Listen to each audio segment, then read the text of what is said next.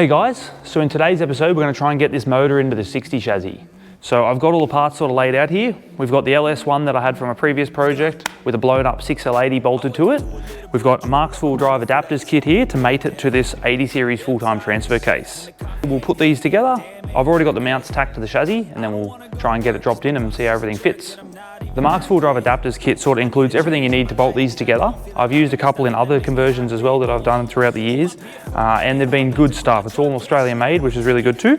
The kit sort of has everything you need. It comes with this alley housing, which I've already bolted a gearbox mount to, but that actually doesn't come.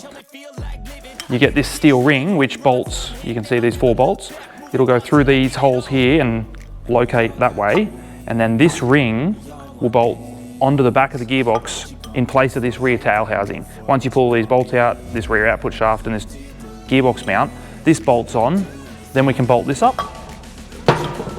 And then on this side, this is just the same sort of dimensions and everything that the Toyota gearbox would have, so this transfer will just slip straight in. They do give you a stub shaft so that you can mate up the spline differences between the Toyota and the Holden gearboxes, so that's good. You get a couple little dowel pins to help locate stuff, and some seals too. So that works out pretty good. It's even got the mounting place here for the shifter, which is good too. So that works straight away. I might move it, to be honest, see how it looks in the 60, but it's a good start anyway.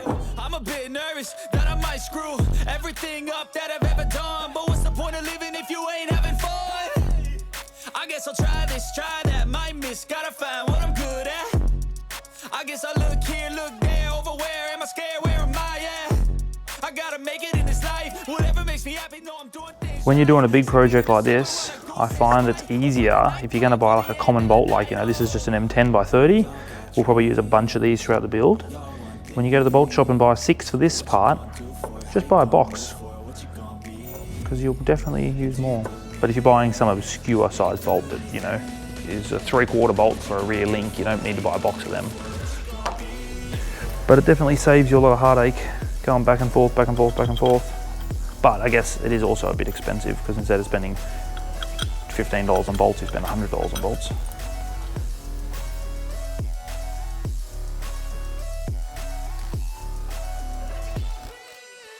So I got this bolted on. The next step is to bolt that alley housing on. The stub shaft, which sits on here, normally on one of these kits you have to lop this off a certain dimension so this sort of sits real nice at the right spot. I'm not going to do that to this, I'm just going to leave this out because this box is actually blown up and I'm not going to use it in the build, so there's no point, you know, wrecking this when maybe I can, you know, potentially get it rebuilt or sell it to someone cheap who wants to rebuild it themselves or something like that. So there's no point cutting this off, because that's one problem with, I guess, some of these kits is when you cut that, you know, you can never use this box in the tool drive application again. First time we ever fitted one of these kits was on a mate's 40 series, and we got the car all done, and we did the same thing. We left this out. We did the whole thing, and then we went to drive the car for the first time, and it had no drive, and we're freaking out, you know, checking everything, and we forgot to put the stub shaft in. So it meant pulling, you know, now that the car's fully assembled, we've got to pull everything bloody out to get to the transfer case and drop it out, put the stub shaft in, put it all back together again. That was a bloody waste of time.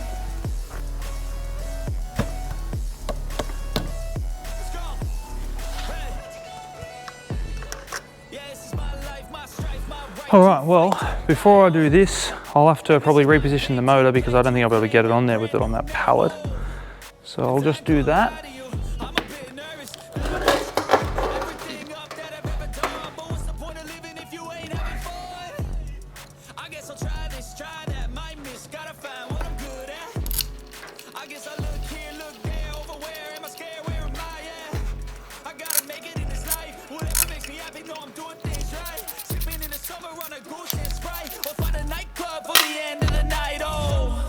We all got dreams, we all want things, but what you gonna do for it, how you gonna move for it, what you gonna be, and do you believe you can do anything, but what you gonna do for it, how you gonna move for it, what you gonna be.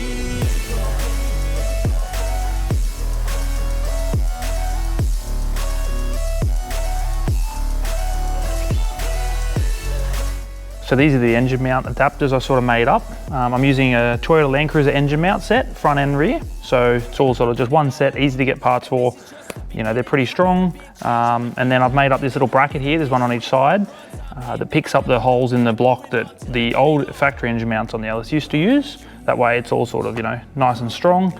I didn't want to go to like a control arm bush type engine mount because one, I'm really trying to keep this, you know, a really nice car on the road, so I didn't want too many extra vibrations by stiffening things up too much. And also I found they can be a bit of a pain when you're pulling the motor because you've got to sort of pull the bush up and out of the bracket before you can sort of go forward, whereas with these, you can just sort of raise it a little bit till this stud pops out, and then you can just start dragging the motor forward and up and out of the engine bay. But what I just encountered then when I tried to put it in the car is I haven't allowed enough room in my slot for this guy and this guy to fit through. So when I'm lowering it down and in, this is actually starting to hit before the slot finishes. So what I'm going to do is I'm just going to modify the mounts a little bit to suit, and then I'll put it back in. Everything up that I've ever done, but what's the point of living if you ain't having fun? I guess I'll try this, try that, might miss, gotta find what I'm good at. I guess I look here, look there, over where am I scared, where am I at? All right, mounts are back in. Try that again.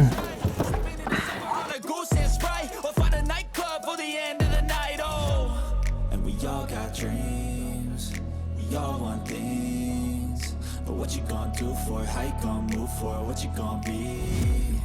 And do you believe you can do anything? But what you gonna do for it? What you gonna be?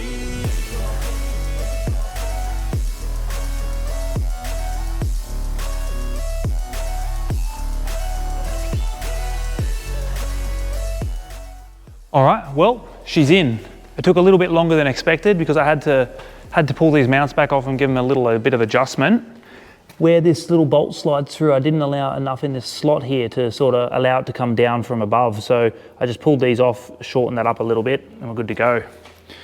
This air compressor is pretty tight, but it's not actually hitting. It's just real close. But when I relocate that up top with the alternator on this side, should be sorted there. Everything else looks really good. I'm really happy with the fitment. This cross member down here, I've got to just move the holes a little bit. It looks like the dimensions on this guy, I downloaded an American version of this on the computer because I didn't have one to measure up when I drew it. It must have been like 10 mil longer than mine because, or maybe it's even the thickness of this, because the mounts are 10 mil back further than I thought they were going to be, so the holes don't line up in this guy, but that's not the end of the world. Down here, this is really close. It's not actually touching, but it's pretty tight, so I won't be able to fold that up like I was going to, so I'll have to knock that off, fold this side up, and then I'll put like a little skid platey sort of thing, maybe bolts on here as well to protect this guy. And then this is something I was very nervous about.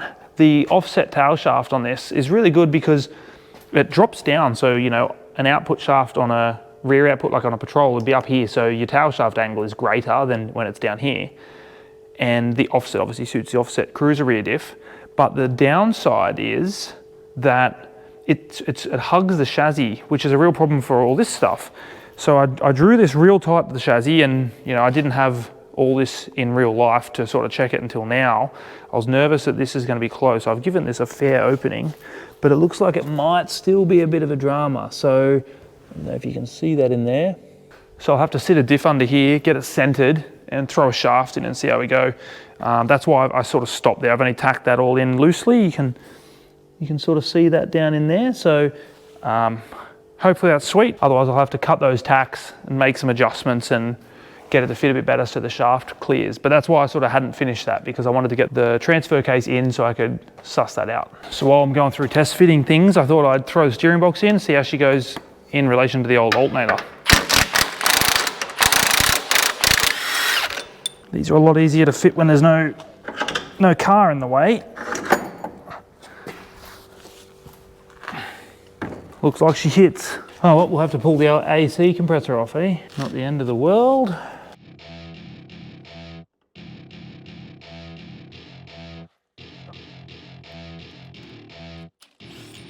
Welcome to my party, we're just getting started. A life is a dream or a nightmare starring. Hand me a drink, cause I think I'm going all in. Get me a shrink who can catch me when I'm falling. Cover up my scars, flip up in a bar, I'll be a superstar, just on my avatar. This world is so bizarre, empty out the reservoir. Yeah, I'm taking 6 shots, yeah, straight to the face. And I wanna get lost, I'm sick of this place. Don't know how to stop when I'm feeling this way. So I'm taking 6 shots till I'm feeling okay. I think I'm going crazy, don't think I'll get home safe. So I'm taking 6 shots all straight to the face. I'm taking 6 shots, are you coming with me? I'm taking 6 shots, yeah, straight to the face. And I wanna get lost, I'm sick of this place. Don't know how to stop when I'm feeling this way. So I'm taking 6 shots till I'm feeling okay. I think I'm going crazy, don't think I'll get home safe. So I'm taking 6 shots all straight to the face. I'm taking 6 shots, are you coming with me? Sometimes you need to let loose, grab juice, get goose, tattoos, taboos, get screwed. Loosen up, buttercup, all those hate comments will never make you feel enough. So here I've got a factory 80, 105, 79, whatever radius arm, because they're all the same. And then I've got a radius arm here that I've made out of some 10mm mild steel that I had on the bench. These are just sort of a mock-up. They should simulate the position that I need for the diff and the correct caster at right height and everything, using the geometry that I've built into the chassis with all the mounts and stuff. They're obviously not good enough for driving on the road or driving the car at all, really, but it was just an offcut I had that they'd fit in, and it saved me a lot of money rather than finding I need to tweak them in some way. And I've just spent, over $1,000 on getting these arms made up that just go straight in the bin. They are essentially the same as a factory 80 radius arm. You'll notice they're a bit longer at this end. I've done that to sort of help a few things while I'm going. A longer, flatter arm helps sort of ride a little bit better. It allows a little bit more articulation, and it also allows it to sort of ride over bumps better rather than riding into them. You'll notice I haven't done with a flipped arm, which is something I actually do really rate, especially in the cruiser front ends. We've got a pretty good kit at work that we use for that. And the reason I haven't done that is I don't think there's enough room. With the amount of up travel I'm putting into this diff here is basically gonna kiss this chassis. So there's no room to have the arm on top of the diff, or I'm obviously gonna sacrifice a fair bit of up travel. Once I've finished, putting everything together and sussing out actual clearances in the real world versus just on CAD, if there is room, I will convert this to a flipped arm, because for sure, when I'm in the rocks, I definitely do think it's a really big improvement having the arms on top. So yeah, that's sort of why a lot of people have asked why I haven't gone with a flipped arm. That's basically the reason, is there's just too much up travel and the chassis is directly above where the radius arms go. In my Hilux, for example, I've managed to make it work because the chassis is narrower, the radius arms are actually outside the chassis, so they can swing up and pass, no dramas. But in this situation, it's not gonna work. So we'll get them in and see how this diff goes, eh?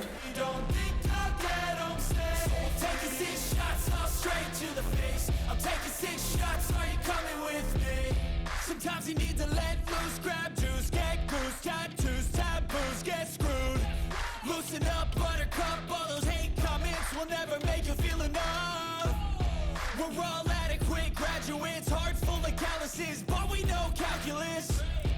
Damn, ain't that fabulous? Can't wait to apply all those mathematicus.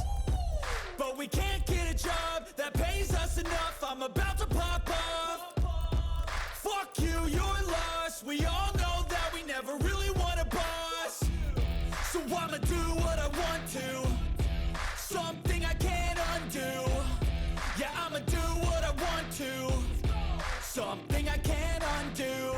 I'm taking 6 shots, yeah, straight to the... Now for this next bit, I got my mate Nick to come around, give me a hand, and we got the 105 rear diff that I had there and I'd already cleaned up, and we threw it up on the forklift. The first thing we did was pulled the hubs off and inspected the stub axles to make sure the housing was worth sort of doing any work to, because obviously the stub axles are welded to these housings, so you can't change them out later if you do a wheel bearing or something and they damage those stubs.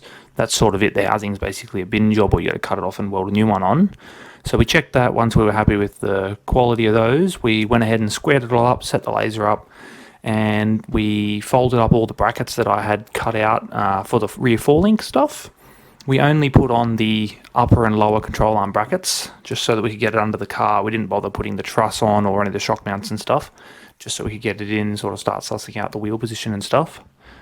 Once we got that all done, we sort of wheeled it over, threw it under the car, mocked up sort of the position, just sort of onto chassis stands and started sort of lining up all the links and stuff. Now, unfortunately, there's a bit of a gap here. I had a few of the files on my memory card corrupted for some reason, and I don't really know what I'm doing on the computer, so I couldn't save them. Unfortunately, I did do a bit of explaining about sort of the four-link geometry and stuff for those guys that were interested, so I'll have to go through that again. So I'll make sure I do another part of a video towards that, because there was definitely a lot of comments about that. But unfortunately, all that stuff's sort of been lost now, I think. So I'm not sure what part of the episode this is going to be, but we're making good progress on the chassis. You can see here I've got the diff sort of underneath on my really strong radius arms and on some chassis stands, and just checking clearances between the engine and sort of everything. It's not final because I've still got to put the GU center in there, which I'll probably do, I'd say, next episode maybe. I'm not really sure. Motor and boxes in, all mounted up. Rear suspension is in too. I've got the 4-link done. I've still got to add a few brackets here and box everything in a bit better. So we've got lower link brackets, upper link brackets on the diff there. Still got to do the truss and everything like that on the diff. And then the lowers and uppers. I actually had to move the lowers out like 15 mil on each side because I had them in a little bit, and you can see here it's a bit close to the tail shaft, like maybe 20 mil there. But this guy, when it was on droop, it was close to this nut, so I've just shifted it over to give it a little bit more room. So that's one thing with the suspension. Obviously, you know, everything can't be perfect. There's always got to be compromise, so you've got to sort of adapt. Otherwise, you'd have to start with like a tube chassis built around your suspension for it to be perfect. So these are the nice alley links. So on each end, there is a heim joint, which you can see there, which is basically a spherical bearing mounted in a solid steel sort of housing, which is threaded, and we thread it into the alley, which is, you know, very strong, but also lightweight. Then at this end, we've got a forged bush end with a Toyota rear control arm bush in it. So that way the diff still is insulated from the chassis so that we don't get any weird vibrations, and it's like always trying to improve, you know, the ride quality. But at the same time, we still have at this end a lot of movement in the suspension link to help with articulation and restrict bush tearing and stuff, because obviously this guy doesn't have a lot of movement before it starts hurting the bush.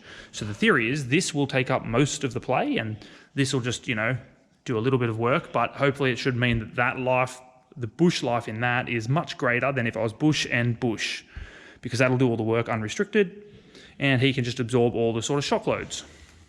The reason I've put the bushes at this end is because on my computer sort of simulation, this joint does less movement than this joint when the suspension goes to full droop, full bump, and also articulates fully. There is more movement at this point than there is here. So I've put the bushes at all 4 points to sort of compensate with that. I mean, you know, other suspension designs are going to be different. It's quite possible that that would be a better spot for the bush. But on my simulation, there was more movement there, and that way, you know, the bush is going to last the longest there. In my head, I actually thought it would be better there, because then if we hit, you know, maybe this lower link on a rock, it's still insulating the chassis a little bit, but I mean, that's not going to happen heaps often. So if that's better for the bush, that's where I'll put it. If you're keen to see this build progress, make sure you're subscribed, because the next video we're going to get into some real exciting stuff. Cut the guards, get all the bump stops and cab mounts on, and start doing shock mounts and stuff like that. And thanks for watching.